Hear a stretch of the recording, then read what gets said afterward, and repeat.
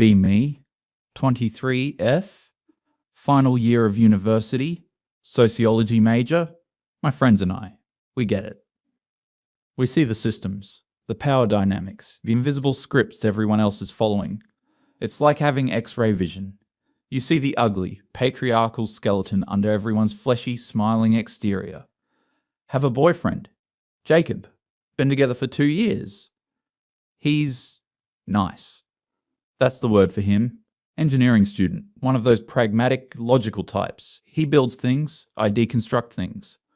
Poetry, I guess. He's sweet. Cooks for me, listens to my rants about the male gaze in advertising, nods along like he gets it. He probably doesn't, but the effort is what counts. He performs the emotional labor. He's what my prof would call an ally in training. Still has his blind spots, obviously, all men do, but he's better than most. He's my little project. One Tuesday night, I'm on a video call with my best friend Brooklyn. She's also in my program. We're the intellectual core of our friend group. She just broke up with her boyfriend of 6 months. Crying, but like angry crying. I just knew it, she says, wiping her nose. I had this feeling. So I made a fake Tinder and found him in less than an hour. His bio said he was looking for good vibes. Good vibes! The unoriginality is the most offensive part. I give her my best sympathetic but also I told you so look. Brooklyn, what did we expect? It's encoded in them. The chase, the validation from strangers. Monogamy is a social construct they've never been comfortable with. We talk for another hour, dissecting her ex's pathetic texts and the broader phenomenon of male fragility. It's a good conversation, intellectually stimulating, even if the subject is sad. Before we hang up, she says something that sticks with me. You're so lucky with Jacob. He's like a unicorn. I agree, of course, but, she adds, her voice dropping to a conspiratorial whisper, have you ever, checked? I laugh. Checked what? His browser history? Please, I'm not that insecure. No, not that. A loyalty test. Just to be sure. A little social experiment. You're a sociologist, right? It's practically fieldwork. The idea is stupid. It's what insecure pick-me girls do. I'm above that. My relationship with Jacob is built on mutual respect and my patient guidance through the labyrinth of his own ingrained privilege. But the phrase, social experiment, it rings in my head for the rest of the week. It's not about insecurity. It's about data. How can I truly claim to understand the male psyche if I'm only observing it under tame conditions? You have to see how the specimen reacts in the wild when it thinks the handler isn't watching. Jacob and I are on the couch watching some sci-fi show he loves. I'm barely paying attention. I'm studying him, the way his eyes are glued to the screen, the way he eats popcorn. Is this person capable of betrayal? Statistically, yes. He turns to me during a commercial. You okay? You've been quiet. Just thinking about my thesis, I lie. The complexities of modern dating rituals. He nods. Sounds tough. Want me to grab you some ice cream? See, nice. Almost too nice. It's the perfect cover. The next day, I decide to do it for science. I can't use Tinder like Brooklyn. Jacob deleted his apps when we got serious, but we both play this MMORPG together. Final Fantasy XIV. It was his thing, and I joined to participate in his world. It's mostly just pressing buttons and watching flashy lights, but he enjoys it, and it gives us a shared activity. We're in a big guild, a free company as it's called. There's a Discord server for it, hundreds of people, a perfect hunting ground, operation. Sociological inquiry begins. I need a profile, an identity. I can't just be a random girl. I need bait designed specifically for my target. What does Jacob like? Engineering, video games, sci-fi. Quiet nights in. He's not a chest-thumping alpha. He's a nerd. So I'll create the perfect nerd girl, the manic pixie dream gamer. Spend a solid 3 hours crafting her. Name, Caitlin. Simple, approachable. Profile picture. This is the hard part. I go deep into Instagram, searching obscure hashtags like #girlgamer or #altfashion. Find a girl with maybe 5,000 followers. She posts a lot of selfies in her gaming chair, has cool tattoos, but her face isn't so distinct that it's instantly recognizable. Perfect. I save a few of her SFW pics, one smiling, one looking thoughtfully at her monitor, one holding a Nintendo Switch. Create a new Discord account. Write a bio. Healer main who occasionally tanks in real life. Lover of old school sci-fi, rainy days, and building things in Minecraft mostly. Just here for the vibes. Cringed a little writing vibes after what Brooklyn said, but it's what these girls do. Authenticity is key. I joined the FF's Discord server with my new identity. Scroll through the channels. There's a general chat, a memes channel, and channels for specific in-game activities. I see Jacob's icon. He posted a screenshot of his character an hour ago. My heart does a weird little jump. This is it. The experiment starts. I don't message him directly. Too obvious. I just start talking in the general chat. Hey guys, new to the FC. A friend invited me. Everyone seems so nice. A few people welcome me. I talk about the game for a bit, ask a few newbie questions I already know the answers to. I'm charming. I'm cute.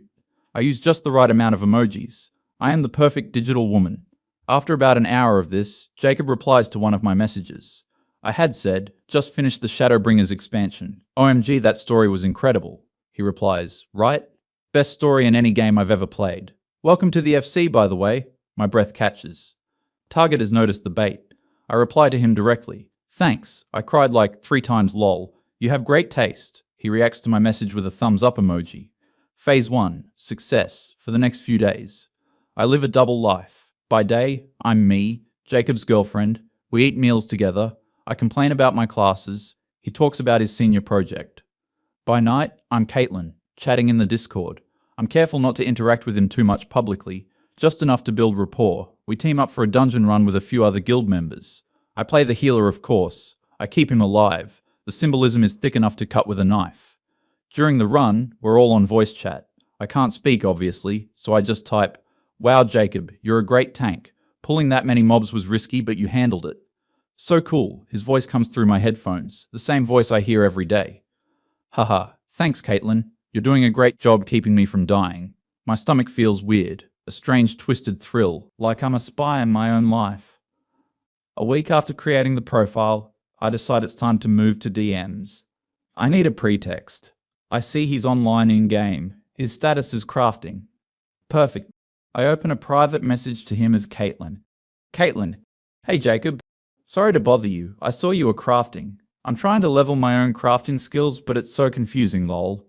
You seem to know what you're doing. Any tips for a beginner? I hit send and hold my breath. This is the real test. Will he take the one-on-one bait? 5 agonizing minutes pass. Then the notification pops up. Jacob. Hey Caitlin. No bother at all. Yeah, it can be a real grind at first. What class are you leveling? Yes. He took it. We spend the next hour talking just about the game. He gives me advice, links me to guides, tells me what materials to gather. He's helpful, just like he always is. The conversation ends naturally. Jacob. Anyway, I gotta log off for the night. But hey, if you ever need help with a craft or anything, feel free to shoot me a message. My heart is pounding. This is working. This is working too well. Over the next 2 weeks, Caitlin and Jacob become friends. They DM every other day or so. The conversations start with the game, but I slowly, carefully pivot them. Caitlin. Man, this raid is kicking my butt, almost as hard as my programming homework, lol. Jacob. You're into programming? That's cool. What language? We talk about that. I use my vague memories of a first-year comp sci course I dropped. I make Caitlin into a computer science major, the perfect counterpart to his engineering. She gets his world in a way I, the sociology major, supposedly don't. In real life, things with Jacob are normal. But I feel a new distance, or maybe I'm creating it.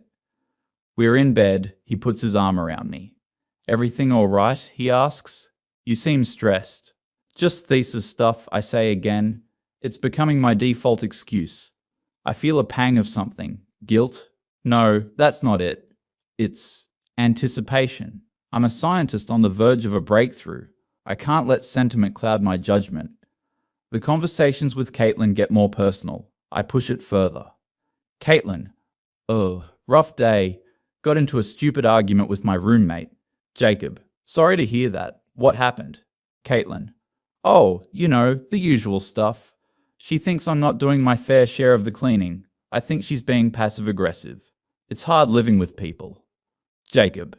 Yeah, I get that. A pause. Jacob. My girlfriend and I have been having some tense moments lately too. Bingo. I stare at the message. My hands are actually shaking. All my theories, all the late night talks with Brooklyn, it was all true. Even the good ones are just waiting for a sympathetic ear from a new, shiny girl. I have to be careful how I reply. I can't seem too eager. Caitlin. Oh no, really? I'm sorry to hear that. You guys always seem so solid in the FC.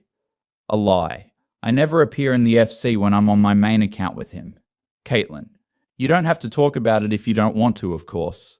The classic move, offer an out and they'll run right through the open door. Jacob. No, it's fine. It's just, I don't know. It's hard to explain. Jacob. She's great. She's smart, passionate, but sometimes I feel like I'm a project. Like I'm constantly being graded on my performance as a boyfriend, as a man. Jacob. Everything I say gets analyzed. If I say the wrong thing, it's because of toxic masculinity. If I'm tired and quiet, I'm withholding emotional labor. It's exhausting. Jacob. It's nice talking to you. It's just easy. I read the messages over and over. My face is hot. Is that really how he feels? A project? Impossible. I'm helping him. I'm educating him. He should be grateful. This isn't my fault. This is his male ego, unable to handle criticism from a superior woman. He's revealing his true self, not to me, his girlfriend, but to a fake anime girl on the internet. My resolve hardens. This experiment isn't just justified anymore, it's necessary. I'm cold to Jacob for the next few days. Passive-aggressive.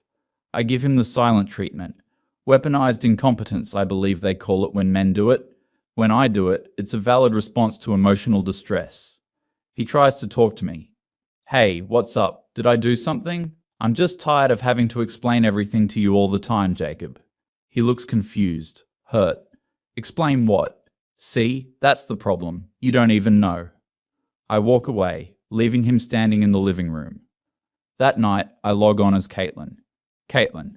Hey, how are you? Things any better? Jacob. Hey, Caitlin. Not really. I think she's actually mad at me now but won't tell me why. Jacob. Honestly, talking to you is the only thing that's been nice this week. Caitlin. Aw, I'm always here if you need to vent. You're a really sweet guy, Jacob. She's lucky to have you.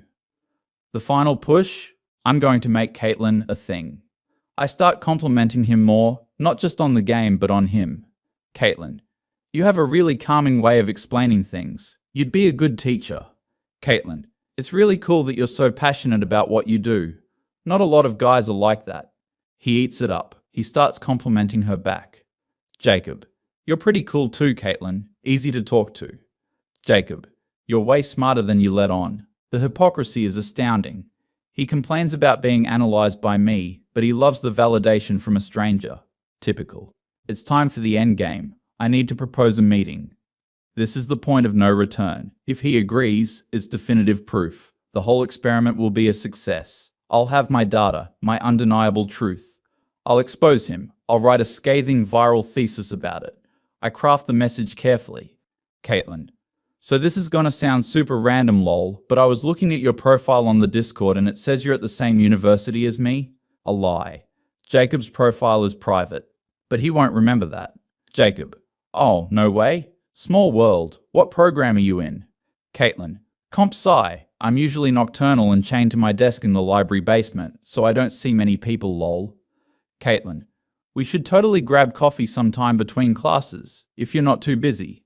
It'd be cool to put a face to the name of my favorite tank. I hit send. My body is vibrating with a mix of terror and adrenaline. This is it. The moment of truth. The 3 dots appear. He's typing. They disappear. They appear again. My phone buzzes. Jacob. Yeah, that could be cool. I'm pretty swamped with my senior project right now, but I could probably spare an hour. He agreed. He actually agreed to meet a random girl from Discord for coffee, while he has a girlfriend of 2 years. I feel a wave of something cold wash over me, but it's immediately replaced by a hot, righteous anger. I was right. I was right all along. Brooklyn was right. My professors were right. Deep down, they're all the same. I screenshot the conversation. I sent it to Brooklyn with a single message. Told you. Her reply is instant. OMG. Men are trash. What are you going to do? I know exactly what I'm going to do. I'm going to be there. I set up the time and place with him. Caitlin, how about Wednesday at 2 p.m.? There's that little coffee shop by the bookstore, The Daily Grind. Jacob, sounds good. See you then. I call Brooklyn back. You have to come with me, I say. I need a witness. Are you kidding? I wouldn't miss this for the world. This is history in the making. The next 2 days are a blur. Jacob is walking on eggshells around me. He tries to be nice, to make up for whatever he thinks he did wrong. He makes my favorite dinner. I barely touch it. I'm just not hungry, I say, pushing the food around my plate. The dramatic irony is delicious. He has no idea I know his disgusting secret. He has no idea he's about to walk into his own public execution. I can barely sleep. I keep replaying the scene in my head. Me, walking up to his table, the look on his face when he sees me, the dawning horror. Brooklyn, standing behind me, phone out, ready to record his pathetic excuses. It will be glorious. A perfect, crystalline moment of female triumph over male deception. Wednesday arrives. I pick out my outfit carefully. I need to look powerful, commanding. I settle on a black turtleneck, sharp pants, and heeled boots. I feel like an avenging angel of sociology. Brooklyn meets me outside the coffee shop at 1:50 p.m. She's vibrating with excitement. I'm so ready for this. Do you have your speech prepared? I don't need a speech, I say coolly. The facts will speak for themselves. We go inside and pick a table in the corner, partially hidden by a bookshelf with a clear view of the entrance and the small two-person tables near the window. My heart is hammering against my ribs. 2 p.m. No Jacob. 2:03 p.m. He's late, probably trying to make himself look good for his little online haul. 2:05 p.m. The bell on the door jingles. It's him. He's wearing a nice button-down shirt I've never seen before. He ran a hand through his hair. He actually put in an effort. The sheer audacity. He looks nervous. He scans the room, looking for someone, for Caitlin. He pulls out his phone, probably to message her. Okay, do it now, Brooklyn whispers, already holding up her phone. Not yet, I say. I want him to sit down. I want him to wait. Let him stew in his own betrayal. He spots an empty table near the window and sits down, facing the door. He puts his phone on the table and clasps his hands, looking around anxiously. My moment. I stand up. My legs feel a little shaky, but I lock my knees. I take a deep breath. I begin to walk towards him. Each step feels 100 miles long. Brooklyn is right behind me. His back is mostly to me. He won't see me coming until I'm right there. 50 feet, 30 feet. I'm preparing my opening line. Something devastating. Looking for someone? 10 feet. Just as I'm about to open my mouth, the bell on the door jingles again. Jacob's head snaps up. A look of relief washes over his face. I stop in my tracks. A girl is walking in. It's not the girl from the profile pictures. Not at all. This girl is younger, maybe 19 or 20, with mousy brown hair tied in a ponytail and a university sweatshirt on. She looks familiar. She smiles at Jacob. He stands up and gives her a quick, awkward hug. Hey, thanks for coming, he says. No problem. You sounded like you were in a crisis, she replies, her voice light and friendly.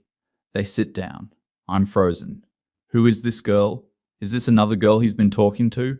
Brooklyn lowers her phone. What's going on? She whispers. I can't move. I can only watch. Jacob gestures to his phone on the table. So, he says to the girl, his voice low, but I can still hear it. This is the profile, Caitlin. He slides the phone over to her. She picks it up and scrolls through the DMs. My DMs. My blood runs cold. The girl reads for a minute, her expression shifting from curiosity to a sad frown. Wow, she says softly. This is really elaborate. I did a reverse image search on the profile picture last week, Jacob says, his voice flat. It's some fitness model from St. Petersburg. My stomach plummets through the floor. Reverse image search. So simple, so logical, so engineering of him. Of course. I knew something was off, he continues, looking at his sister. The way she talked, some of the phrases she used, they sounded familiar. Then when she said she was a comp sci major but couldn't talk about basic data structures, I got suspicious. His sister. That's his younger sister, Hazel. I met her once, 2 years ago, when his family came to visit. But why? Why did you agree to meet? Hazel asks, sliding the phone back to him. Jacob lets out a long, tired sigh. Because I had to know who it was. At first, I thought it was just some weirdo. But then, I started to think it was her. He doesn't say my name. He doesn't have to. I guess I just couldn't believe she would do something so cruel. So I told you about it. I wanted someone else here, to make sure I wasn't going crazy. He leans forward, dropping his head into his hands. The worst part, Hazel, is that I was honest with Caitlin. I told her things I felt I couldn't say to my own girlfriend. I felt like I was failing some test I didn't even know I was taking.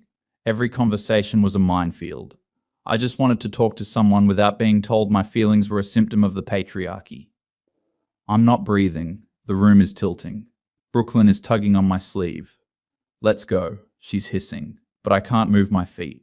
Jacob lifts his head. He looks so defeated, so incredibly sad. I love her, he says to his sister, and the words are a physical blow, or I did. But I don't think she ever loved me. I think she loved the idea of fixing me. He finally turns his head and his eyes scan the room again, not looking for Caitlin anymore, but just looking. And his eyes meet mine.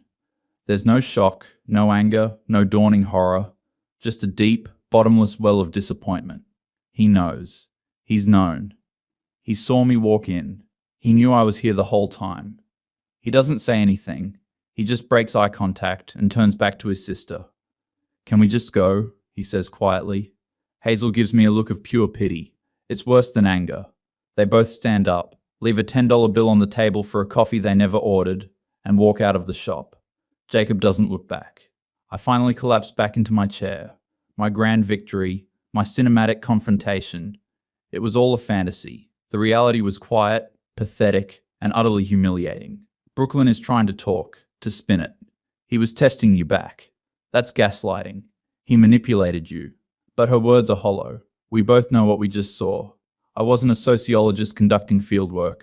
I was just a paranoid girlfriend setting a trap, and then watching in horror as the person I was trying to catch gently dismantled it piece by piece, not to hurt me, but just to see why I had said it in the first place. I pull out my phone. I open Discord. I go to my DMs with Jacob as Caitlin. This user is not accepting direct messages from you. Blocked. I switch to my real account. I go to our message history. 2 years of it. I type, Jacob. My message doesn't go through. Your message could not be delivered. This is usually because you don't share a server with the recipient, or the recipient is only accepting direct messages from friends. Blocked on everything. I go to Instagram. His profile is gone. It's over. He surgically removed me from his life with the same quiet efficiency he uses to solve an engineering problem. Brooklyn drives me home. She keeps trying to talk, but I just stare out the window. I get back to my apartment. The apartment that he has a key to. His spare toothbrush is still in the bathroom. His favorite hoodie is on the back of a chair. The whole place is silent. I sit on the couch where we used to watch his shows. I didn't prove anything. I didn't get any data. I didn't expose the inherent flaws of men. I just proved that I was capable of immense cruelty, driven by an arrogance so towering that I couldn't see the good, kind man sitting right in front of me. I didn't see a partner, I saw a specimen, and he knew it. No righteous anger, no satisfying confrontation, just the quiet, crushing weight of what I had done. I had a unicorn, and I dissected it to see what made it magical. And in the process, I just killed it.